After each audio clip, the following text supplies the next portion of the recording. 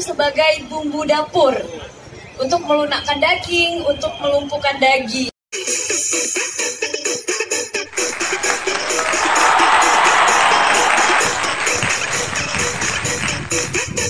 Berbagi bersaudara, ya. Kita lihat di sini menanti Metro Mini, Kompas, macet tol tidak terhindarkan, dan proses panjang pemakzulan Trump. Orang sehat adalah ibarat koran yang masih utuh.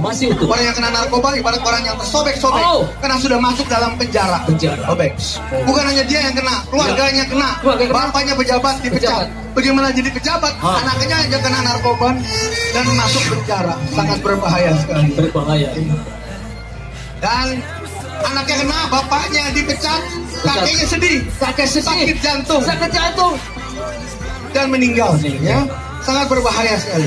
Betul. Anak di penjara, bapak dipecat, kakek di penjara, mundur sedikit ya, dan kakeknya meninggal. Anak di penjara, bapak dipecat, kakek meninggal, neneknya kawin lagi. Hidup nenekku. Sangat berbahaya sekali. Dan dokter susah ngobatinnya. Saya dokter, saya mengakui susah ngobatin. Tapi datanglah ke Polda Metro Jaya, Rumah Sakit Polri, atau Badan Narkotika Nasional. Karena kita ngobatinya bukan hanya kedokteran, tapi kedokteran, psikologi, sosial, dan agama. Dokter menyerah, agama tidak menyerah. Jadi datanglah ke Badan Narkotika Nasional dan Polri bukan hanya untuk berdoa, tapi juga untuk berdoa dan bertobat. Tepuk tangan. Kita bisa lihat di sini berbagi bersaudara, ya. Kita menanti Metro Mini berbedah, berbenah, macet tol tidak terhindarkan, dan proses panjang. Wah, hebat sekali, Pak. Tepuk tangan, Pak. Dan berikutnya kita dengar pesan dari Duta Kecantikan, Putri Hijab tercantik di Indonesia, dan Duta Pesona Nusantara. Tepuk tangan untuk Mbak Alma, silakan, dari Aceh. Saudara kita dari Aceh sampai Papua. Pesan 1 menit anti narkoba. Halo semuanya, selamat pagi. Assalamualaikum warahmatullahi wabarakatuh. Sebelumnya perkenalkan, saya Alma Alfianita, Putri Pesona Nusantara Nusa 2019.